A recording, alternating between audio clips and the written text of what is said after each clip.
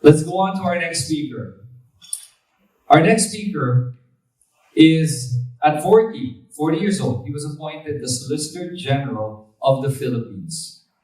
As a Solicitor General, he represented the country in the arbitration over the West Philippine Sea in the Philippines versus China case. And he now serves as the Dean of the College of Law at Silliman University, where he teaches a course on money and state, and he has been orange-pilled. Ladies and gentlemen, it's my honor to present our next speaker, Mr. Florin Hilbay.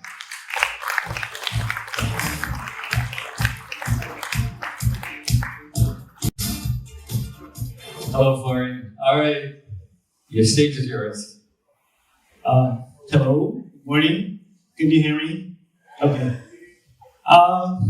Well, first of all, I'd like to thank all of you for having the courage to come over here in this conference. I'd also like to thank Pouch for organizing this conference. For many of us, this is our first Bitcoin conference. This is my first Bitcoin conference, and so I've never been so happy seeing so many Bitcoiners in my short life as a Bitcoiner. I want to talk about three things for this morning's presentation, just to share you my excitement about what I've learned, what I'm doing, and what I intend to do along with my relevant community.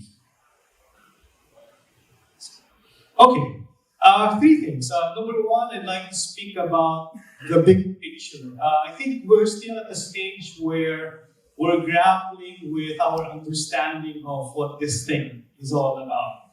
And for many Bitcoiners, they already have a sense of what it is. They know what it is. They feel what it is. As an academic, my job is to put labels to these feelings and understandings so that we can scale, be able to inform everyone about understanding, and therefore communicate that understanding to a larger community. As Dean of Silliman Law School, I think my job is basically to orange peel the university as a stepping stone to orange peeling the entire country.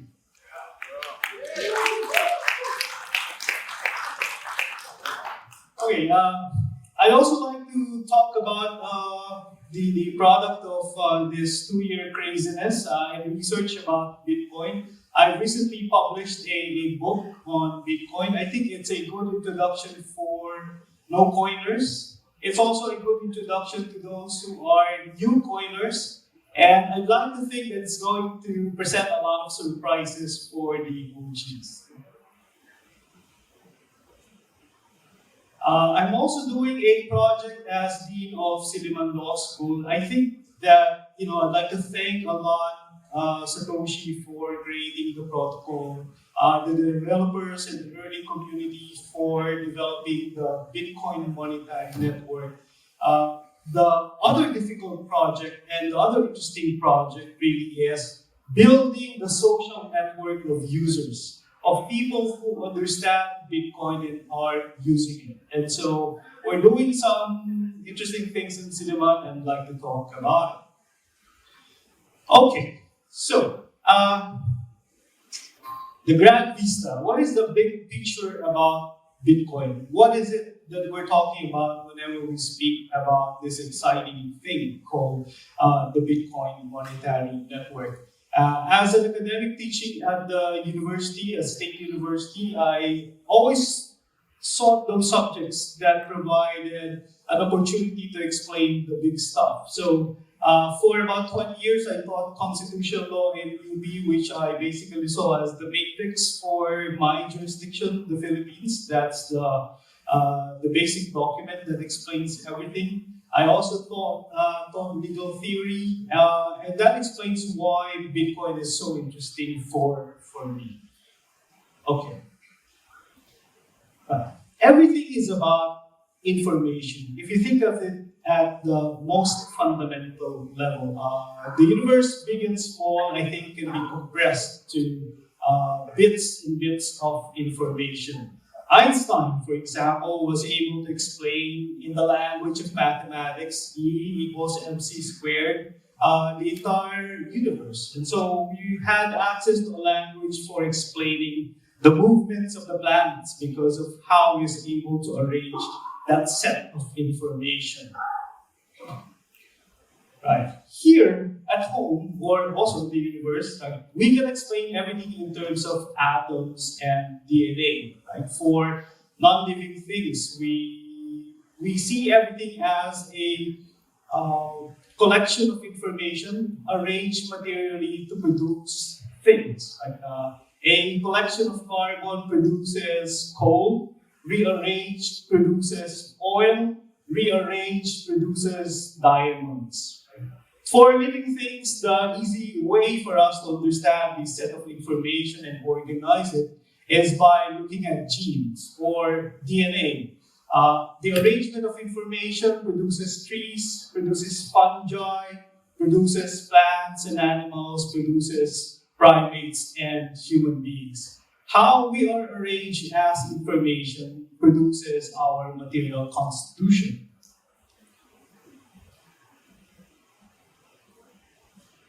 Right. When it comes to living things, the most important thing really is the ability to survive and thrive. Right? So Darwin was able to provide, give very powerful explanatory mechanism for evolution. Right? So what is sex? Sex is essentially a transmission mechanism, right? So that we can copy our DNA and survive in our environment. So these are basically right, the ability to produce network information. How our bodies are constituted, how it's able to connect informationally with other bodies. That is the key to our ability to survive and thrive. If you're looking at living things, the most interesting living things are actually fungi and humans. Fungi predated the dinosaurs, have been able to survive 5 mass extinctions, and will be able to survive probably long after we're gone. Why? Because of their ability to produce network information at the level of their DNA. Humans, on the other hand, are also social networkers. Right? We collect information, produce networks, so that we are able to transcend the limitations of our bodies. We're weak constitutionally, right?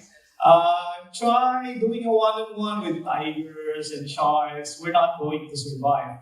But somehow, we have been able to dominate the planet, right? What is the explanation for that? The explanation for that is our ability to have non-DNA based information distribution networks. Right? We can transcend the limitations of our DNAs. All other living things, if they want to communicate information, they need to reproduce, replicate to be able to survive. They need to have sex. Well, we want sex also, but that's another thing. Right? Human beings, on the other hand, have transcended the limitations of our bodies with this special ability, right, to create non-DNA based communication systems. Scientists have tried to explain, how this is possible, right? Our ability to transcend our DNA, and the best explanation I've found so far is an explanation by a biologist named Richard Dawkins, very famous. In his book, The Selfish Gene, he tried to explain evolution. And then, in the last chapters of his work, he sought to explain culture. How do you explain culture, which is a very fast transmission mechanism for distributing information? And his theory was, there has to be another set of replicators. And these replicators he named memes, right? And so the rise of mimetic theory for explaining cultural transmission. They are replicators in the same way that genes are replicators, except that they're faster replicators because they are not based on DNA. So, what's special about human beings is our ability to create communications network. Essentially, these are information exchange mechanisms. Through information exchange mechanisms, we're able to propagate rumors, facts, ideas, and concepts faster than anyone else on the planet, and that allows us to survive, thrive, and dominate everything else. Okay, when it comes to this information mechanism networks, these are the three important things. Right? The quality of the network is determined by three specific elements: the speed of transmission, the cost of transmitting information, and number three, the fidelity of transmission. Is that information communicated the same information from receiver to sender or from sender to receiver? So this is the test for determining the ability of an information network to thrive, survive, and dominate. Right. So the big idea in the book is that there are only two foundational protocols for building any civilization. And the first protocol is the idea exchange protocol. It's a communications protocol for exchanging notions, ideas, concepts expressed as language. I'm using it now because I'm speaking in a language that you can understand, using idiom, which is a technology that allows my speech to be propagated with force and power.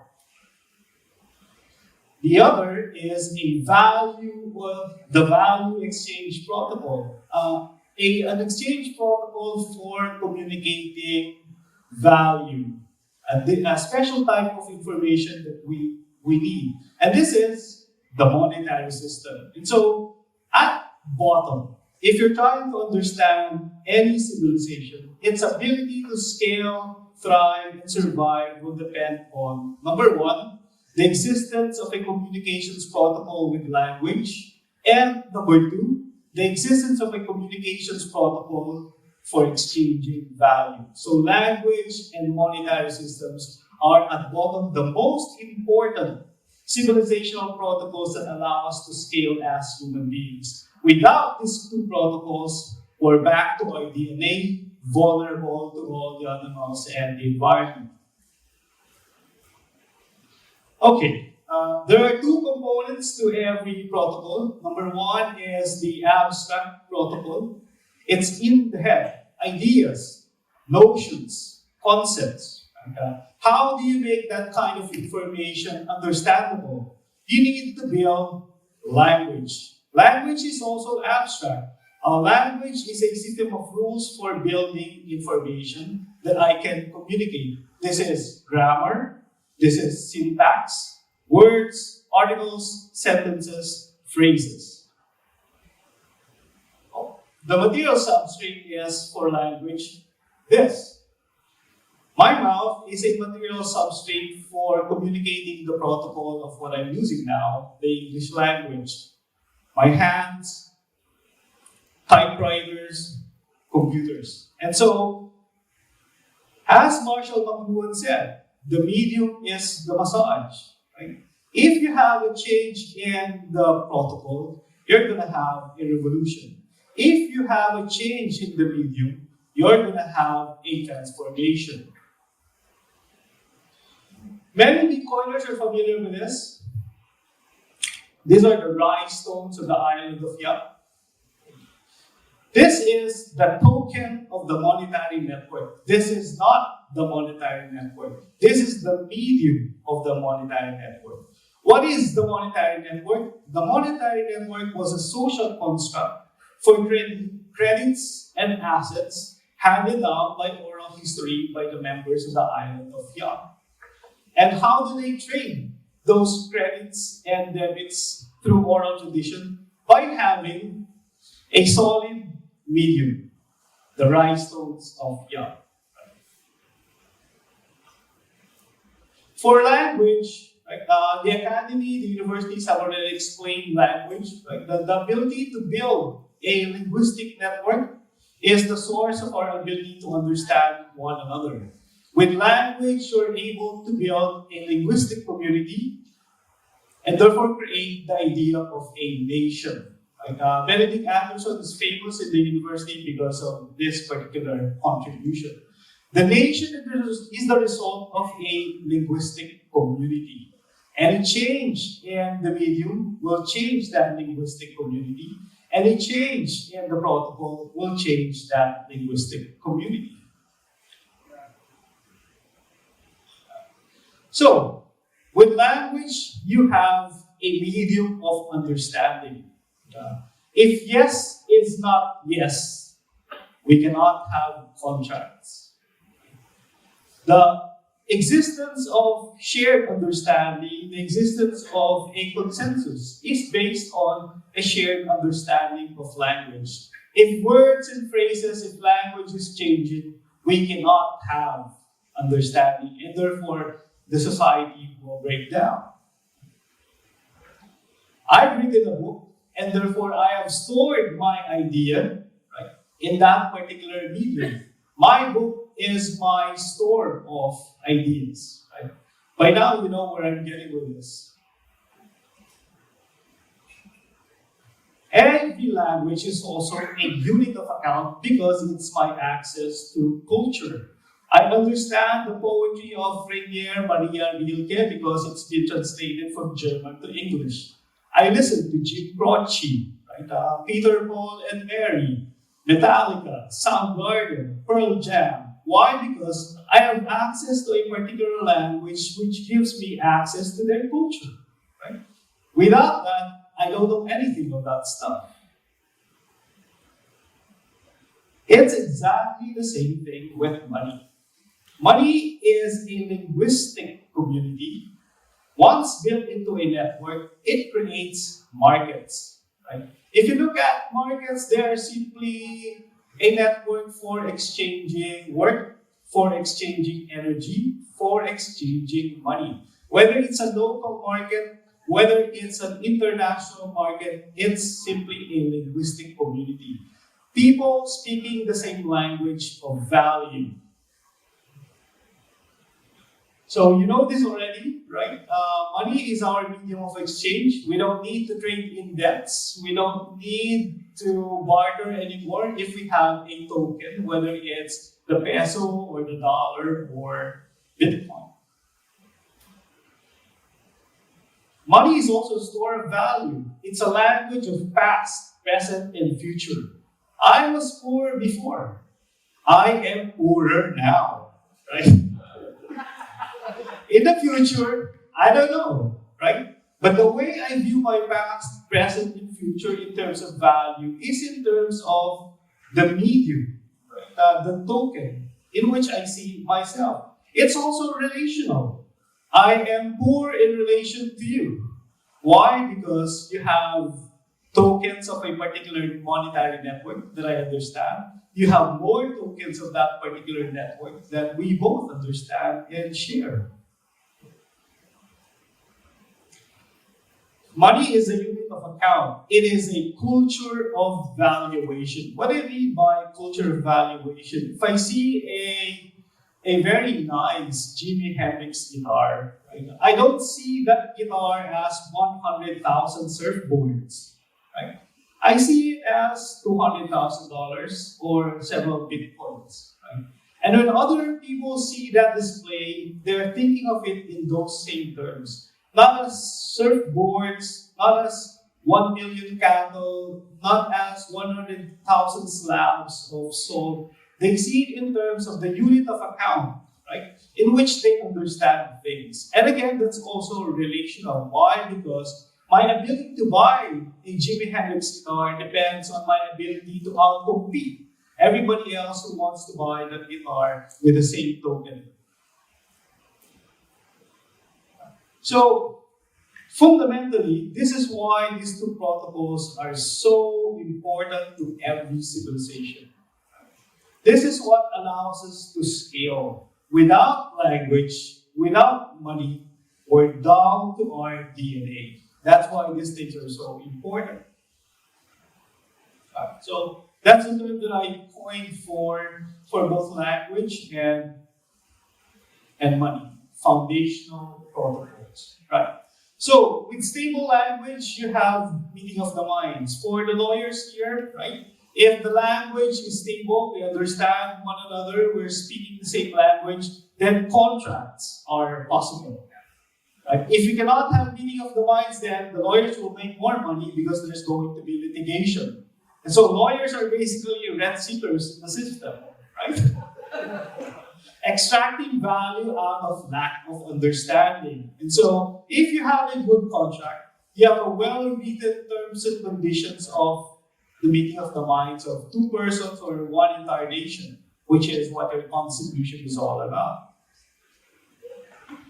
If you have stable money, what you basically have is stable markets. People being able to agree today, tomorrow, in the future what the value of their work, their energy will be.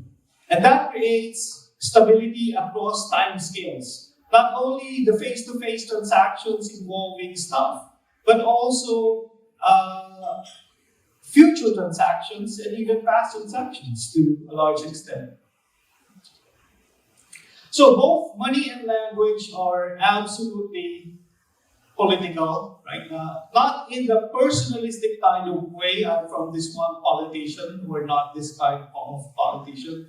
Not in a group kind of way, I'm for this particular political party, not for this political party, but in the deepest meaning of the word politics. Because with these two protocols, you can define the terms and conditions of how policies are made. So it's politics with a capital P, right? That is how important it is. So, if a nation controls language, right, it becomes lingua franca, it becomes an empire.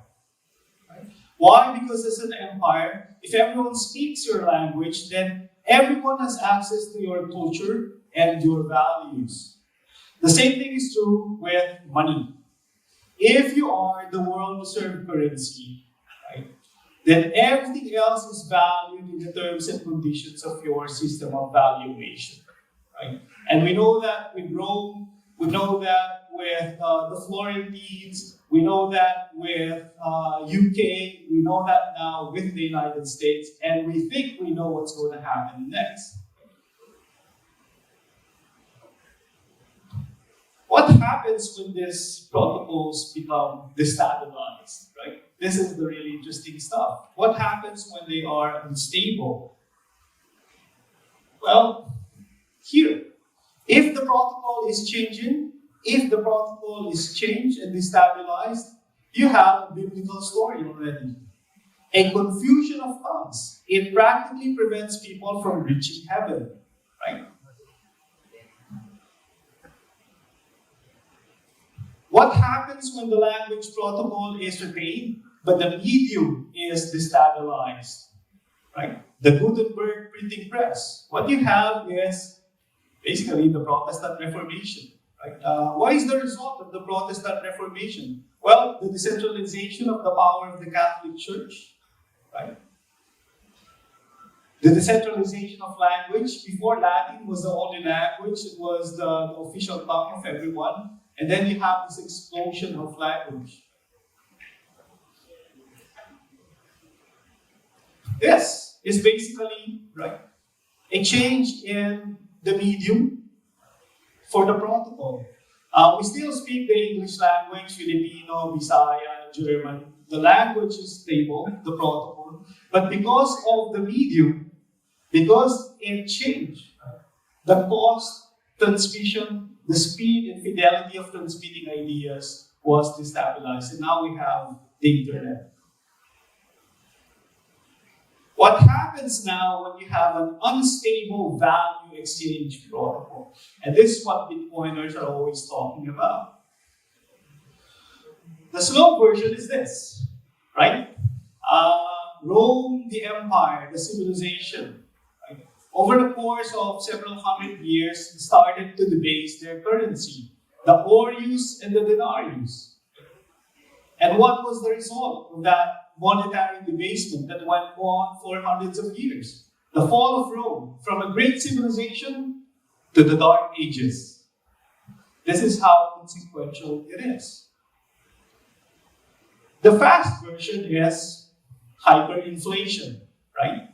What Germany experienced in 1923, what Zimbabwe experienced in the 1980s, what Venezuela is experiencing, what Argentina has been experiencing for quite some time. Right? A society whose nation or whose money is destroyed, right, will lose order, regardless of the law.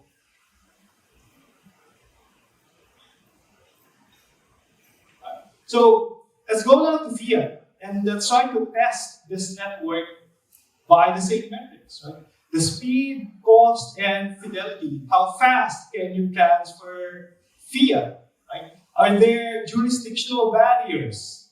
Are there capital controls, right? Are there walled gardens for transmitting information or money?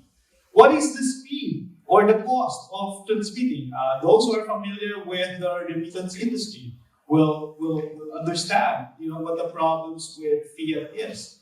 But the biggest problem today is fidelity. The ability of Fiat to transmit information in terms of value with fidelity. Right? And the term for that is, of course, inflation. This, in the language of Metallica, right? This is for the Philippines, that's for the US. This is creeping death, basically, right? In the language of James Hetfield and Metallica. This is life in the fast lane. So these are facts, right? I'm not making this up. These are numbers, right, from the BSP and from the Fed. And that is how you explain it. This is money printing by governments. This is fractional reserve system by private banks. It's the same. It's the same. Right? So, what is the problem with Fiat? The problem with Fiat is that it has a congenital disease. And that disease is inflation. So when Bitcoiners say that fiat money is manipulable because of the supply and the interest rates, right? They're not explaining it fully, in fact. Why? Because fiat money has to be manipulated. The really mind-blowing, conclusion that you will get once you understand fiat money is that it has to be inflated. Not only that it can be inflated, but because it is a debt-based system, not an asset-based system, it has to be inflated. That is why it has a congenital disease. And it's going to be fatal. It's only a question of when, not if. Right? So, this is a system, an asset-based system that allows people to create wealth and build for generations, for thousands of years. Before, the system was basically the asset-based system of gold. Right? This is the fiat system, basically. Right? Why? Because it is a debt-based system, right, that's susceptible to creating bubbles and bubbles and bubbles and bubbles. But because the foundation is very weak, those bubbles is going to create castles in the air. And when you have castles in the air, right, and the fear of economists happen, which is deflation, and when the bubble bursts, what you're going to have is pain and suffering. So, what is Bitcoin? Right? What is Bitcoin? Bitcoin is an asset. It's a set of abstract ideas encoded in software with the internet as medium, using energy as its foundation of security and constraint. This is the best form of money there is. This is the best protocol. This is the best protocol using the best form of medium humans have ever discovered and invented. Game over, right?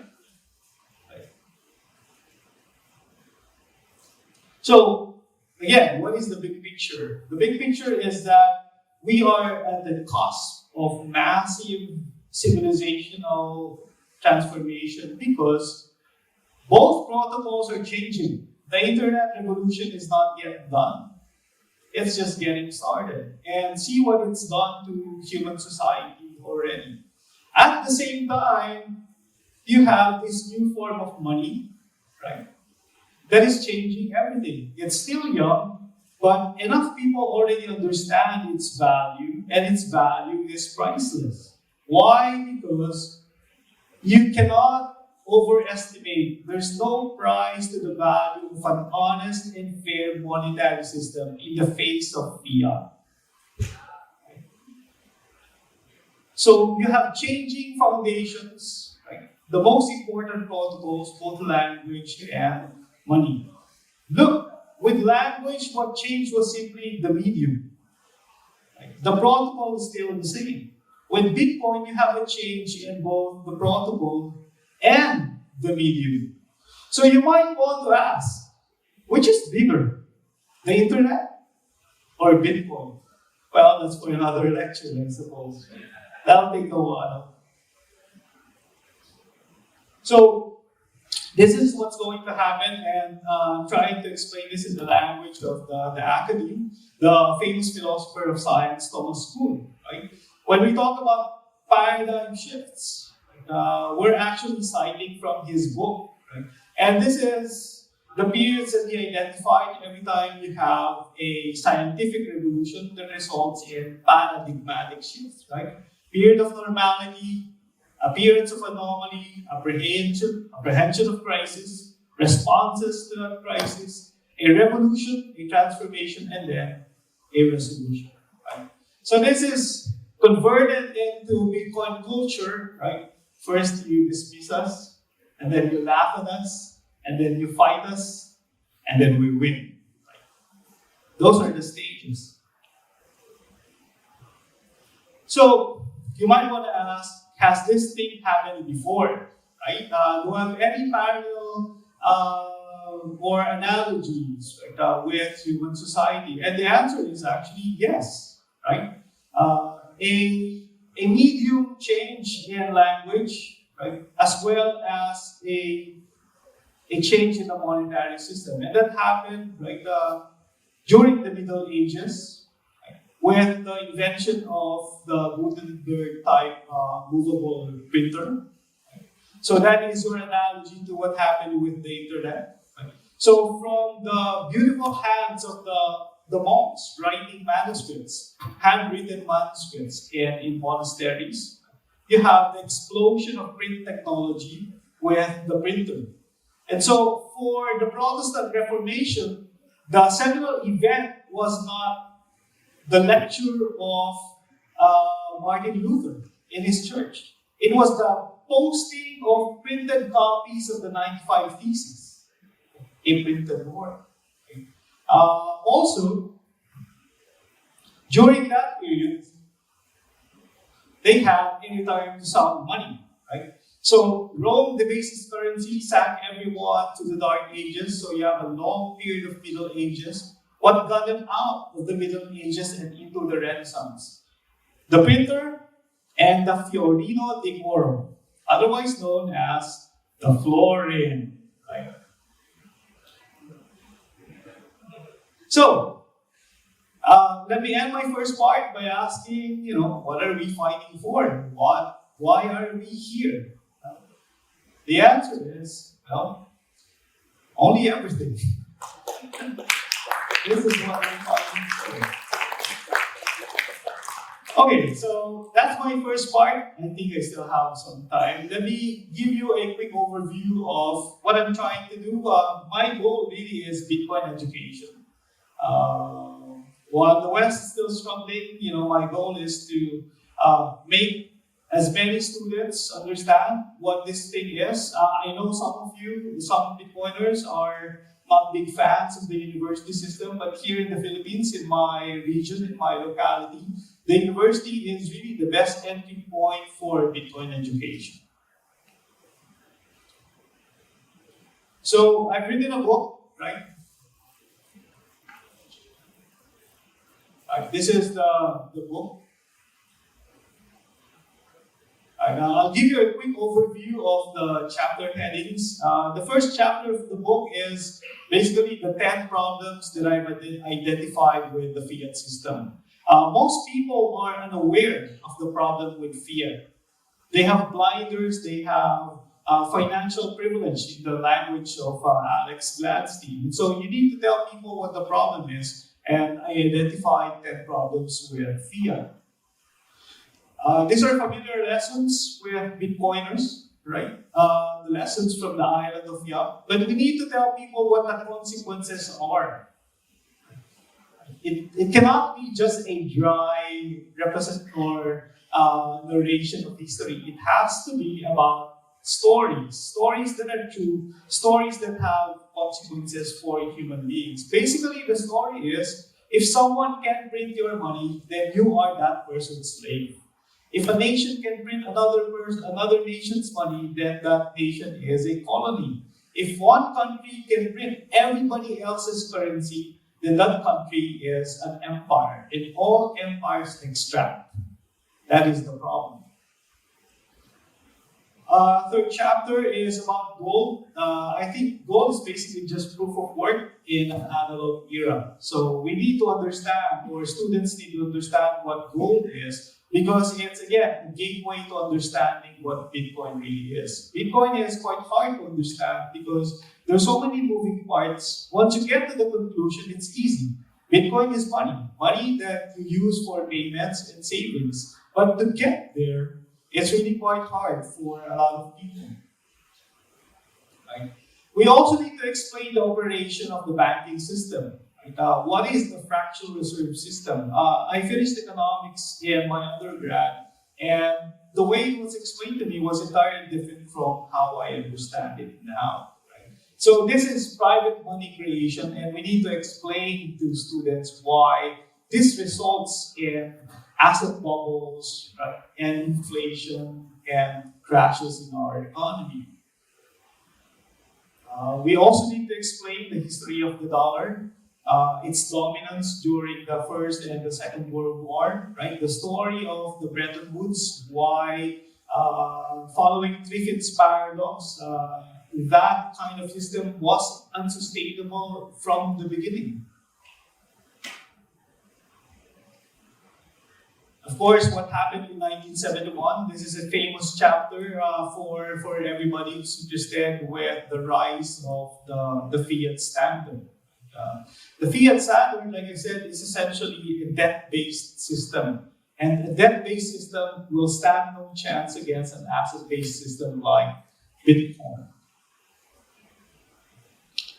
Not a lot of books explain the relationship between the Great Financial Crash and Bitcoin. Many of the finance scholars or those who have written books about the Great Financial Crash are not Bitcoiners. And so they complain about the money printing, but they don't enter the Bitcoin universe by saying the solution is Bitcoin, a form of money that cannot be printed by governments. Chapter 8, there are lots of stories about this event. So this is a very short introduction to what Satoshi Nakamoto accomplished. Right. Again, we need to explain Bitcoin to people by telling them the 15 advantages, right, that I identified of Bitcoin over fiat money and even gold. Why? Because we're still at the stage where we're trying to make people develop a new pair of eyes and use those eyes to have the kind of vision that we now have. That's very difficult, right? Neo, right, complained to Morpheus, right? Why does my eyes hurt? And Morpheus said, because you've never used them before. For normies, this is the most difficult chapter, right? We need to explain Bitcoin, right? The Byzantine general's problem, proof of work, difficulty adjustment by stories and metaphors. And that's the best way, I think, to make people understand that this is not just some computer program in someone else's home, right, running, on the internet. I think the Lightning Network is a real game changer, right? And so, for the past, the narrative was of Bitcoin as a world reserve currency. But with the Lightning Network, Bitcoin literally becomes humanity's cash. Humanity's cash.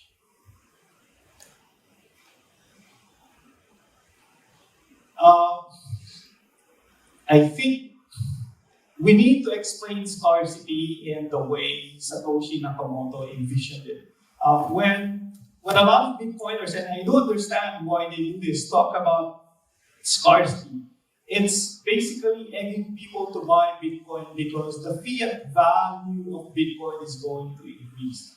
Again, that is understandable, but I think the reaction that you will get from a lot of people will be that, oh, you got in, and therefore you want me to buy into Bitcoin so that the value of your coin will increase. And that leads to conversations about pyramid scams. But I think, again, Satoshi Nakamoto's real contribution was not an invitation for people to make a lot of money, but a fair and honest monetary system for everyone.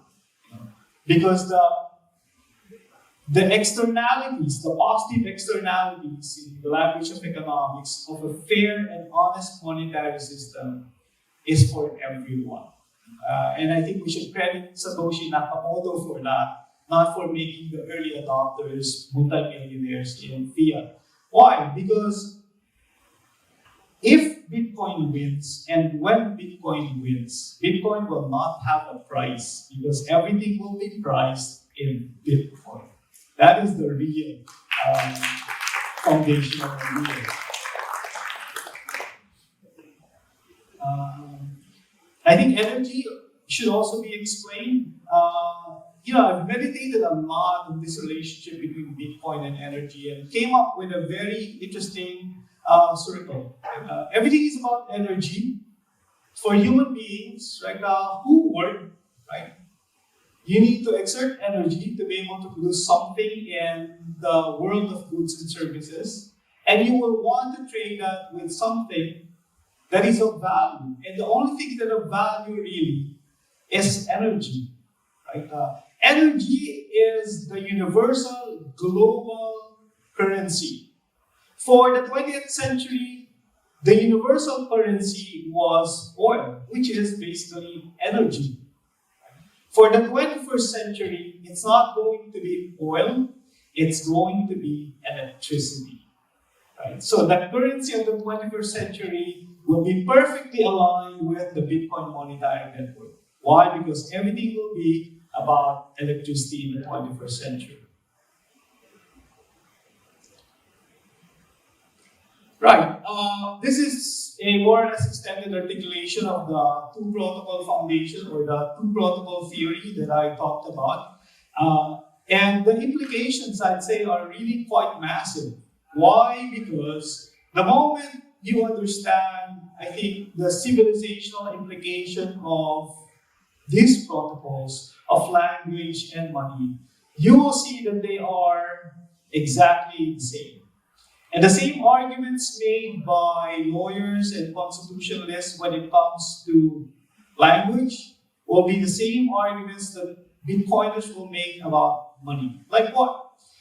Freedom of speech, freedom of religion, freedom of expression of ideas. They're basically arguments arising from the fact that with print technology, right, you can now have a medium for transmitting ideas with speed, with less cost, and with fidelity. The same thing is true with Bitcoin. Would you want a world where every time you email or send a message to someone, there's a KYC and AML regulation, where the government will ask you Okay, can I see your message first before you get to transmit it? In our world today, in our constitutional order, that is unconstitutional, that is strange argument. In a Bitcoin world, that is an argument that can perfectly be made. In fact, in the Bitcoin world, because we now have a form of money whose transmission is easy, whose cost of transmission is very low, and fidelity of transmission is very high, it will be weird for governments to do AML, KYC on a global scale. We'll get there, but it will take some time. They're the same, which is why my topic really is Bitcoin as language, because language and money are essentially the same. They are communications protocol. Well, just read it. It's fun. Right. So the last part of my presentation is my attempt at building a network of human beings who are Bitcoiners, because you have a very beautiful protocol, like thanks to Satoshi and all the builders right all over the world. You need to have a human layer to that protocol, and that means adoption by human beings. And the best, I think, early adopters, from my perspective, would be the ones in the university, because they will have time to understand Bitcoin, and Bitcoin is rather difficult to understand. Because Bitcoin is language, it's literally learning a new language. That's the problem. So I've started teaching a course on money and state. The outline really is what I call a universal outline. People in the other departments, in the computer science, in the engineering departments, in the social sciences, in the accounting and business departments, this is an outline that you can use to introduce everyone to Bitcoin. Because Bitcoin is a transdisciplinary subject. That's how important it is. It can be taught in all departments, in fact. I've also published a book. Like I said, it was launched March 9.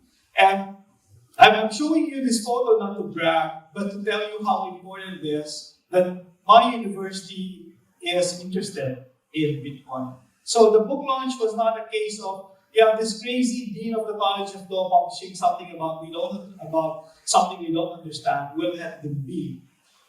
This was a university event. And so this is Silliman Hall, the first structure built in Silliman University.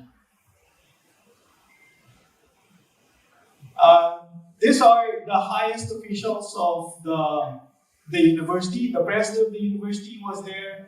Members of the board of trustees were there. The chancellor was there. The vice president for finance was there. And so there might not be orange field yet, but they're thinking about it. It's in their heads. This is the book launch. Very happy day.